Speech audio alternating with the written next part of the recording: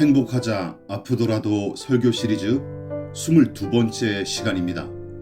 오늘은 열왕기상 19장 1절부터 18절 말씀까지 구약 성경 열왕기상 19장 1절부터 18절 말씀까지의 내용을 가지고 함께 말씀의 은혜를 나누도록 하겠습니다. 제가 봉독합니다. 아합이 엘리야가 행한 모든 일과 그가 어떻게 모든 선지자를 칼로 죽였는지를 이세벨에게 말하니 이세벨이 사신을 엘리야에게 보내어 이르되 내가 내일 이맘때에는 반드시 내 생명을 저 사람들 중 한 사람의 생명과 같게 하리라. 그렇게 하지 아니하면 신들이 내게 벌 위에 벌을 내림이 마땅하니라 한지라. 그가 이 형편을 보고 일어나 자기의 생명을 위해 도망하여 유다에 속한 브엘세바에 이르러 자기의 사환을 그곳에 머물게 하고 자기 자신은 광야로 들어가 하룻길쯤 가서 한 로뎀나무 아래에 앉아서 자기가 죽기를 원하여 이르되 여호와여 넉넉하오니 지금 내 생명을 거두시옵소서. 나는 내 조상들보다 낫지 못하니이다 하고 로뎀나무 아래에 누워 자더니 천사가 그를 어루만지며 그에게 이르되 일어나서 먹으라 하는지라. 본즉 머리맡에 숯불에 구운 떡과 한 병 물이 있더라. 이에 먹고 마시고 다시 누웠더니 여호와의 천사가 또다시 와서 어루만지며 이르되 일어나 먹으라. 내가 갈 길을 다 가지 못할까 하노라 하는지라. 이에 먹고 마시고 그 음식물의 힘을 의지하여 40주 40야를 가서 하나님의 산 호렙에 이르니라. 엘리야가 그곳 굴에 들어가 거기서 머물더니 여호와의 말씀이 그에게 임하여 이르시되 엘리야야 내가 어찌하여 여기 있느냐. 그가 대답하되 내가 만군의 하나님 여호와께 열심히 유별하오니 이는 이스라엘 자손이 주의 언약을 버리고 주의 제단을 헐며 칼로 주의 선지자들을 죽였음이오며 오직 나만 남았거늘 그들이 내 생명을 찾아 빼앗으려 하나이다. 여호와께서 이르시되 너는 나가서 여호와 앞에서 산에 서라 하시더니 여호와께서 지나가시는데 여호와 앞에 크고 강한 바람이 산을 가르고 바위를 부수나 바람 가운데에 여호와께서 계시지 아니하며 바람 후에 지진이 있으나 지진 가운데서도 여호와께서 계시지 아니하며 또 지진 후에 불이 있으나 불 가운데에도 여호와께서 계시지 아니하더니 불 후에 세미한 소리가 있는지라. 엘리야가 듣고 겉옷으로 얼굴을 가리고 나아가 굴 어귀의 섬에 소리가 그에게 임하여 이르시되 엘리야야 내가 어찌하여 여기 있느냐. 그가 대답하되 내가 만군의 하나님 여호와께 열심히 유별하오니 이는 이스라엘 자손이 주의 언약을 버리고 주의 제단을 헐며 칼로 주의 선지자들을 죽였음이오며 오직 나만 남았거늘 그들이 내 생명을 찾아 빼앗으려 하나이다. 여호와께서 그에게 이르시되 너는 내 길을 돌이켜 광야를 통하여 다메섹에 가서 이르거든 하사엘에게 기름을 부어 아람의 왕이 되게 하고 너는 또 님시 아들 예후에게 기름을 부어 이스라엘의 왕이 되게 하고 또 아벨모올라 사밧의 아들 엘리사에게 기름을 부어 너를 대신하여 선지자가 되게 하라. 하사엘의 칼을 피하는 자를 예후가 죽일 것이요 예후의 칼을 피하는 자를 엘리사가 죽이리라. 그러나 내가 이스라엘 가운데에 7,000명을 남기리니 다 바알에게 무릎을 꿇지 아니하고 다 바알에게 입맞추지 아니한 자니라. 오늘은 행복하자 아프더라도 설교 시리즈 22번째 설교로서 그동안 4차례에 걸쳐 함께 살펴봤던 불신앙의 세상을 사는 신자의 고통에 관한 주제 마지막 설교로 함께 은혜를 나누도록 하겠습니다. 우상숭배와 불신앙으로 잔뜩 기울어져 버린 북이스라엘, 탐욕에 사로잡혀 우상과 미신을 섬기는 왕과 왕비, 타락한 체제에 쉽게 물들어버린 백성, 그 틈바구니에서 신실한 믿음의 사람들은 어떻게 살아냈습니까? 첫째, 피하고 떠났습니다. 오바댜와 그가 숨겨준 100명의 선지자들은 아합의 우상 숭배에 반대하여 그 자리를 피했습니다. 엘리야도 처음에는 그리 시냇가로 숨어들었었죠. 비겁하다 욕하지 마십시오. 죄악에 동참하는 것보다 훨씬 낫습니다. 그래서 신자는 불의와 짝하지 말고 악이 횡행하는 곳에서 떠나야 합니다. 둘째, 그럼에도 불구하고 선을 행하는 사람이 그리스도인이어야 합니다. 피하고 떠나라는 교훈을 무조건 가만히 있으라는 뜻으로 오해하면 안 되죠. 하나님의 사람은 어떤 처지에서도 적극적으로 선을 행해야 옳습니다. 엘리야와 오바댜가 타인의 생명을 구하려고 자신을 희생했던 모습을 떠올려 보십시오. 그러나 엘리야는 거기서 한 걸음 더 나아가죠. 셋째, 예배하십시다. 하나님을 멸시하고 그분을 섬기는 게 불법이었던 시대였습니다. 그러나 엘리야 선지자는 하나님의 살아계심과 그분의 전능하심을 확신했던 까닭에 죽음을 무릅쓰고 예배했습니다. 공의로 심판하실 거룩하신 하나님을 신뢰했기에 혼자였어도 정당하게 살아내야 했던 것이죠. 사람들이 하나님의 값어치를 깎아내리고 또한 쓸모없는 존재로 취급했을지라도 엘리야 선지자는 귀한 12통의 물과 함께 자기 목숨을 걸고서라도 하나님을 제사했죠. 하나님이 가장 귀한 분이심을 신뢰했기 때문입니다. 이처럼 믿음의 사람들은 죄의 자리를 피했을 뿐만 아니라 선을 행하기에 힘썼고 거기서 더 나아가 용감히 하나님을 언제 어디서나 예배했죠. 예배하면 손해당하고 생명을 잃을 수 있는 처지에서도 하나님의 존재와 그 은혜를 부정할 수 없었기에 의연하게 예배했던 것입니다. 그러자 하나님의 강한 불이 바로 그 제사의 자리에, 예배의 자리에 임했던 것이죠. 주변의 모든 것을 다 태워버릴 만큼 강력한 불이 그 자리에 떨어졌던 것입니다. 또한 이 백성의 타락과 변절을 부추겼던 우상의 선지자들을 엘리야는 하나님을 대신하여 기손 시내에서 심판했고 하나님의 약속을 붙들고 간절히 기도하자 3년 만에 다시금 큰 비가 내려서 온 대지를 적시게 되었습니다. 국지성 호우가 아니라 전국의 가뭄을 단번에 해결할 만큼 큰 비였던 것이죠. 게다가 슈퍼히어로 영화에 나오는 초능력자 중 엄청난 속도로 달리는 퀵실버나 플래시처럼 아합 왕의 마차를 추월하는 기적도 일으켰던 것입니다. 모두 나라 전체를 뒤흔들 만한 엄청난 사건들이었어요. 따라서 놀라운 기적으로 배교자들과 우상숭배자들에게 강펀치를 두세 차례나 날렸으니 이제부터 모두 여호와 하나님 앞에 벌벌 떨면서 머리를 조아리고 그분의 종인 엘리야를 극진히 대접하기 시작했을까요? 본문은 그 예상을 아주 보기 좋게 박살냅니다. 하나님을 두려워하기는커녕 공처가였던 아합은 갈멜산 사건을 왕비에게 일러 바치면서 알랑거렸고 이세벨은 살기 등등하여 도리어 엘리야 선지자를 죽이겠노라고 협박하기에 이릅니다. 두 사람은 엘리야를 통해 나타난 여호와 하나님의 영광과 위엄 따위는 전혀 신경 쓰지 않았고 갈멜산 제단의 불로 심판받을까봐 벌벌 떨지도 않습니다. 북이스라엘 백성도 그래서 내내 머뭇거렸죠. 여러분 어떻게 생각하십니까? 하나님이 갑자기 눈앞에 나타나셔서 신기한 능력을 베푸시면 믿음이 생기고 신앙이 쑥쑥 자랄까요? 자, 이렇게 생각해 보십시다. 잘못한 사람을 혼꾸녕을 내면 모두 제 잘못을 인정하고 뉘우칠까요? 또한 거액의 돈을 거저 쥐어주면 모두 고맙게 받아서 바르게 사용할까요? 맞아서라도 정신 차리면 괜찮은 사람이고 거저 받은 호의를 겸손히 받고 오래도록 고마워할 줄 알면 그나마 성숙한 사람입니다. 그러나 정작 현실에서 그런 사람은 드물죠.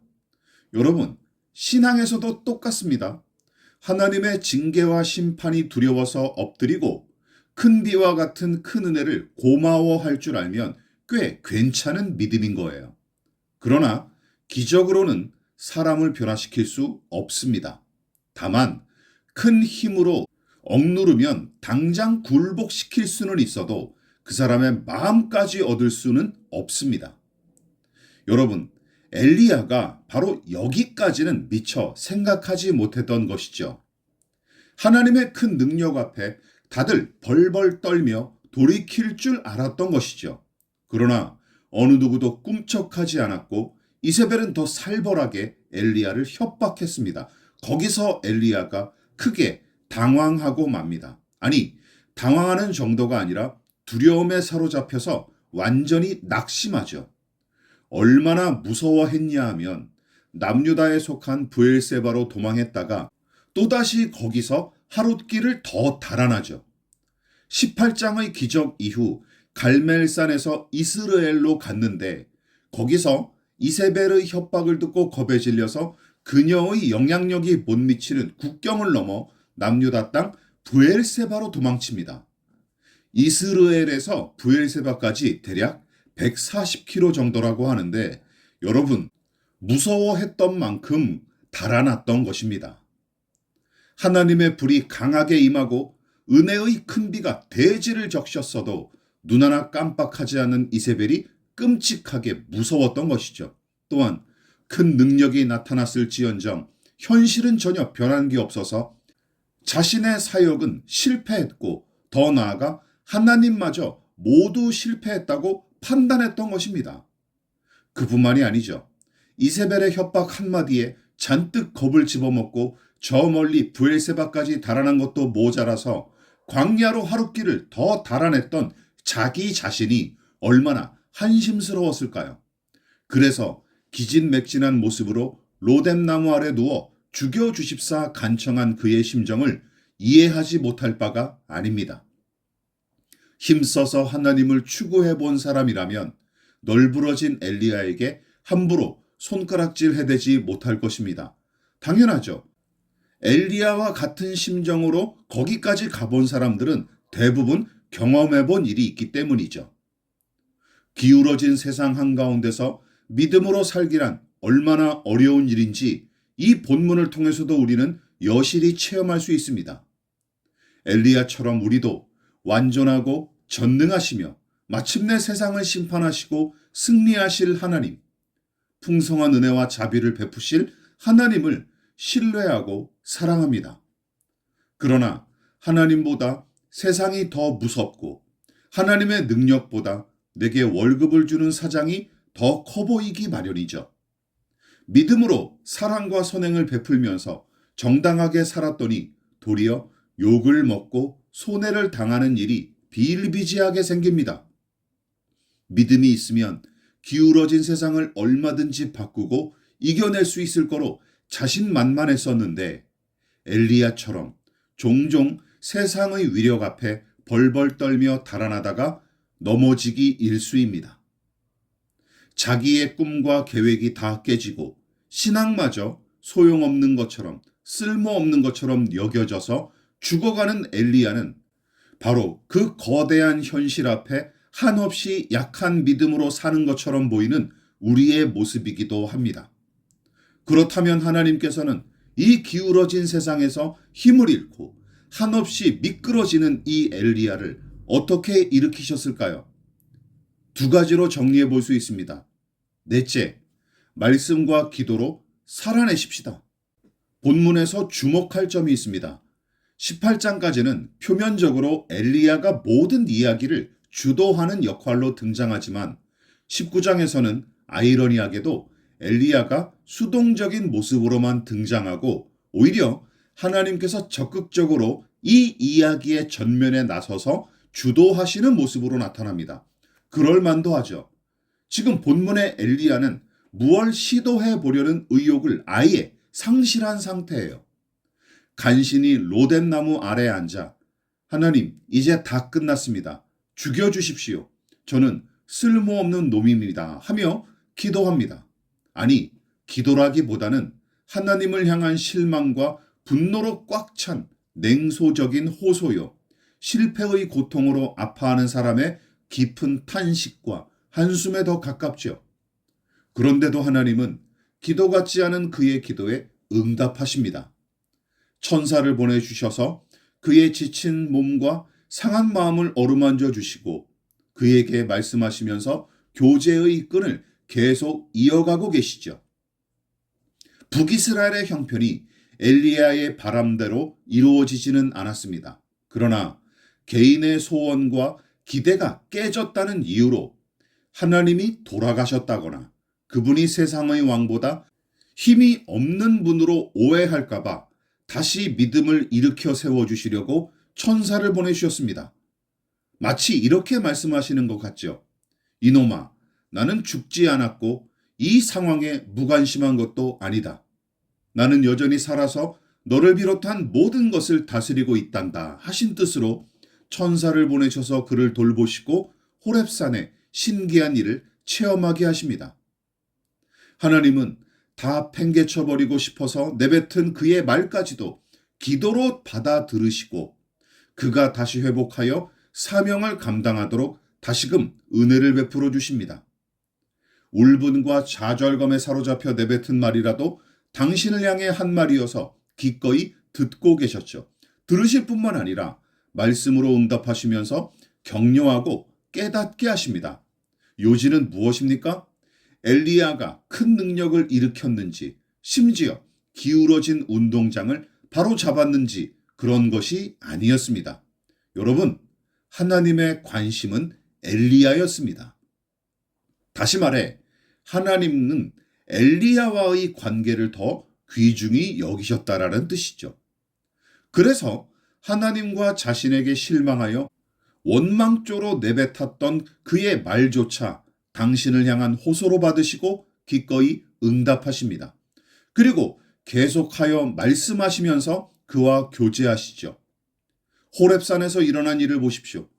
바위를 부수는 강한 바람과 지축을 흔드는 큰 지진과 갈멜산의 제단을 태웠던 강력한 불이 또다시 그의 눈앞에 임했으나 그런 것 가운데 하나님은 계시지 않았다고 성경은 기록하고 있습니다.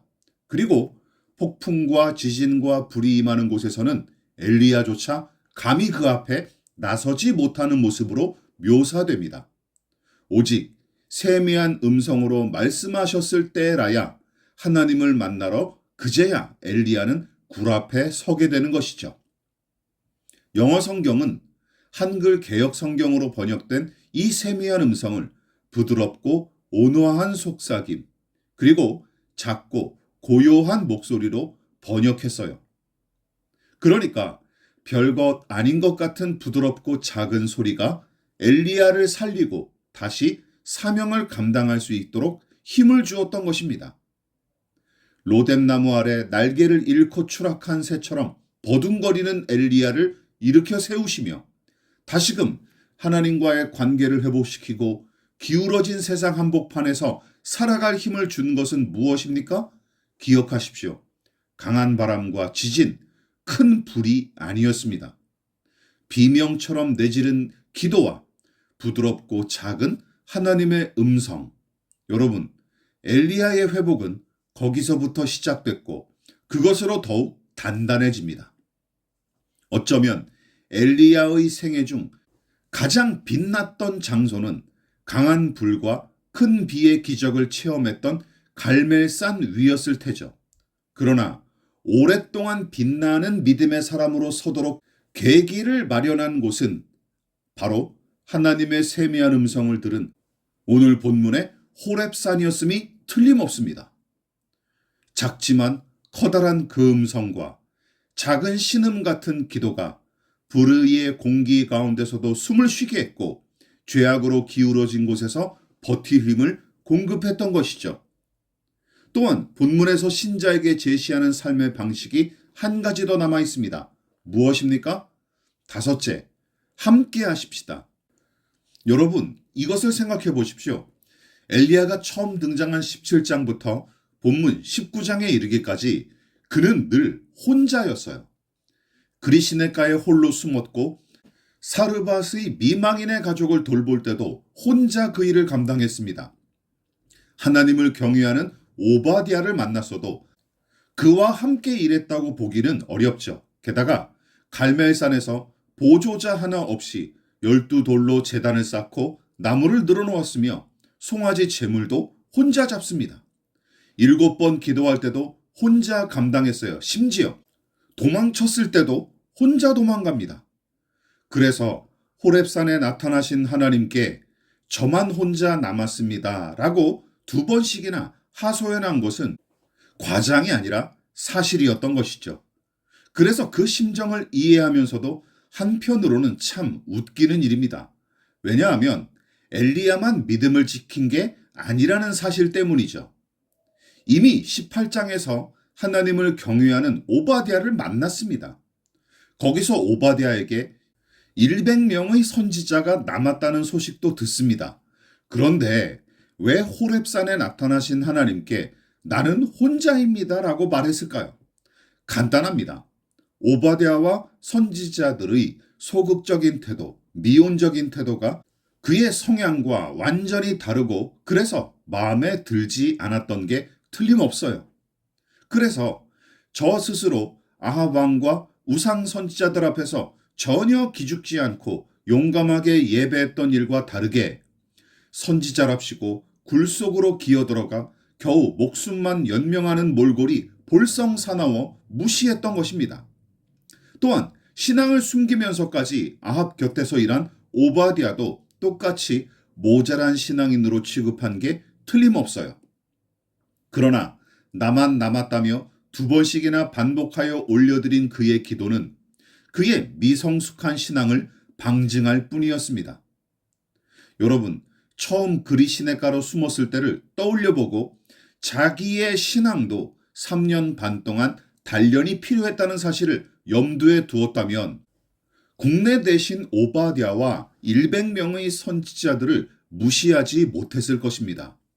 또한 제 힘이나 경건으로 기적을 이룬 게 아니라고 강력하게 외쳤던 사도행전의 베드로처럼 제단에 떨어진 불과 전국에 내린 큰 비가 하나님의 능력과 은혜로 된 것임을 철저하게 그가 인정했더라면 나만 홀로 남았다며 건방지게 따져 묻는 짓은 하지 않았을 것입니다. 그냥 무식해서 용감했던 것이죠. 그래서 하나님은 독불장군 행세하는 그를 격려함과 동시에 따끔하게 충고하시려고 18절의 말씀을 남기셨습니다. 그러나 내가 이스라엘 가운데에 7,000명을 남기리니 다 바알에게 무릎을 꿇지 아니하고 다 바알에게 입맞추지 아니한 자니라. 쉽게 풀었으면 다음과 같죠. 야 임마, 너 혼자 남았다고? 믿음의 사람인 오바댜와 다른 선지자들이 내 마음에 안 들더냐? 그들도 너처럼 내가 선택하여 부른 내 사람들이다. 혼자 잘난 체 하지 마라 하는 뜻입니다. 이처럼 하나님은 혼자 남겨진 고독의 시간을 통해 엘리야를 단련하셨지만 내내 홀로 내버려 두지는 않으십니다. 사르밧 미망인의 가족과 만나 함께 기적을 체험하는 길로 이끄셨고 오바댜와 만나 아합에게 나갈 길을 찾게 하셨으며 100명의 선지자들이 생존해 있다는 소식을 들을 수 있게 하십니다. 그리고 가장 비참한 처지에 있을 때 7,000명의 남은 자들에 관한 말씀을 듣게 됩니다. 무슨 뜻입니까? 하나님은 엘리야 홀로 아등바등하기보다 다른 믿음의 사람들과 연합하고 연대하기를 원하셨던 게 분명합니다. 어쩌면 그들은 하나님께서 엘리야를 위해 보내주신 선물이 아니었을까요? 엘리야가 다른 사람들과 연대하여 신앙하기를 기대하신 또 한 가지 근거는 바로 후계자로 엘리사를 세우라는 명령입니다. 생각해 보십시오. 이후로 엘리야는 충직한 제자이자 후계자인 엘리사와 죽을 때까지 내내 동행합니다. 또한 엘리사만 가르치지 않았죠. 열왕기하 2장을 보면 그의 여러 제자들이 등장합니다. 엘리사와 동행할 뿐만 아니라 또한 제자들을 세워 율법의 말씀을 가르치고 북이스라엘을 위해 힘을 합쳐 그들과 함께 기도했을 것입니다. 배경과 성향, 신앙 수준의 차이를 트집잡아 독불장군 행세하던 엘리야의 모습을 우리는 본문을 통해 넌지시 유추해 볼 수 있습니다. 그러나 이제는 아무리 신앙이 좋아도 혼자서는 쉽게 지치고 오래 걸을 수 없다는 사실을 깨닫게 됩니다. 또한 같은 믿음의 사람들과 연대하여 믿음의 가치를 공유하고 함께 실천할 때라야 비로소 기울어진 이 땅 한가운데서도 하나님 나라의 삶을 넉넉히 실천하고 실현할 수 있음도 깨닫게 됩니다. 다시 말해 죄악으로 그리고 불의로 기울어진 세상에서 서로 버팀목이 되어주므로 손쉽게 미끄러지지 않을 테고, 불의의 공기가 가득한 곳에서도 성령의 생기를 서로 나눔으로 싱싱하게 살아서 여호와 하나님의 영광을 선포할 수 있게 되는 것입니다. 기울어진 세상에서는 종이 한 장 들기도 버거울 때가 많습니다. 그럴 때 백지장도 맞들면 낫다 하는 속담처럼 서로의 짐을 함께 짊어질 사람이 있으면 그래도 견딜 수 있고 힘을 얻게 되는 것이죠. 전도서의 교훈을 함께 보십시다. 전도서 4장 12절입니다. 한 사람이면 패하겠거니와 두 사람이면 맞설 수 있나니 세 겹줄은 쉽게 끊어지지 아니하느니라. 올바른 신앙과 착한 일을 실천할 때 혼자서도 잘해요라고 칭찬 듣는 그리스도인들이 필요합니다. 그러나 거기서 머물면 안 됩니다. 함께해서 더 잘합니다 라는 데까지 나아가야 마땅하죠. 기울어진 세상에 야합해서 똑같이 기울어져 버린 목회자들과 변질한 교회들, 경건의 능력을 상실한 채 세상의 기울기를 감당하지 못하고 로뎀나무 아래 엘리야처럼 죽지 못해 사는 신자들, 이럴 때야말로 말씀과 기도로 늘 깨어있는 사람들이 연합하여 하나님의 아름다움을 찬란하게 드러내는 교회 공동체가 필요합니다. 말씀과 기도로 세상이 기울어진 상태임을 확인하고 확신하십시오. 또한 말씀과 기도를 통해 이 기울어진 세상에서 버틸 힘을 얻고 최후의 승리를 기대하고 소망하십시다. 무엇보다 믿음의 길과 의의 길을 가다가 동행을 만나거든 서로 하나가 되기를 힘쓰고 사랑과 선행을 격려하십시다. 그것이야말로 이 기울어진 세상에서 믿음을 지키는 신자들이 고통과 고난을 이길 수 있는 지혜와 힘과 용기를 얻을 수 있는 비결인 줄 믿습니다. 그리스도인들이 누릴 참 행복이 거기에 있는 줄 믿습니다. 기도하겠습니다. 하나님, 엘리야도 우리와 별반 다르지 않은 연약한 한 인간이었기에 그의 바람과 기대가 산산이 깨어지고 막강한 권력가가 협박했을 때는 그동안 지녔던 믿음과 용기마저 잃고 할 일 없이 광야로 도망칠 수밖에 없었습니다. 그 모습이 바로 오늘을 살아가는 우리의 모습임을 고백합니다. 그러므로 엘리야가 호렙산에서 다시 만났던 그 하나님을 우리도 지금 여기서 만나 뵙고 어린아이처럼 하나님께 매달리고 싶습니다. 또한 큰 기적과 많은 물질과 강한 권세로 세상을 굴복시키고 그것으로 세상을 바꿀 수 있을 거로 착각했던 우리를 용서해 주십시오. 하나님께서 일하시는 방법은 강한 바람과 지진과 큰 불이 아니라 떨기나무에 붙은 작은 불꽃과 세미한 음성이었음을 생각나게 하옵소서. 작고 미세하지만 분명하게 들려오는 그 생명과 능력의 말씀, 가늘고 약해 보일지언정 절대로 끊을 수 없는 하나님의 사랑, 그것을 의지하여 사는 것이 믿음의 삶임을 잊지 않게 하옵소서. 그리고 믿음의 수준과 신학적 색깔과 사회적 지위가 다를지라도 같은 믿음의 길을 걷는 사람들과 기꺼이 동행하는 지혜와 아량을, 그들과 함께 짐을 짊어지는 사랑과 용기를 우리에게 허락하옵소서. 홀로 십자가의 고난과 죽음을 담당하셨던 예수님, 그러나 그 구원의 영광과 은혜를 기꺼이 우리 같은 죄인과 나누시고 우리를 당신의 친구와 형제로 삼아 주신 예수님의 이름으로 기도합니다. 아멘.